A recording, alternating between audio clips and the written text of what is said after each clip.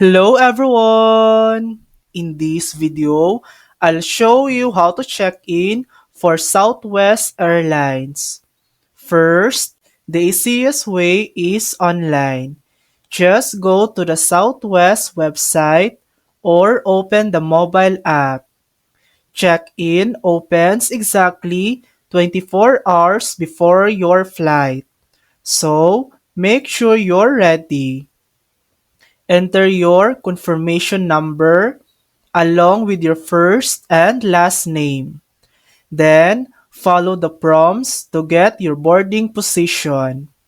If you're already at the airport, you can also check in using the self-service kiosk, the ticket counter, or even a SkyCab podium outside.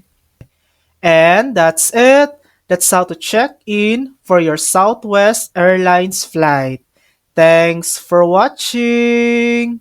If this video helped you, please like and subscribe for more helpful tutorials.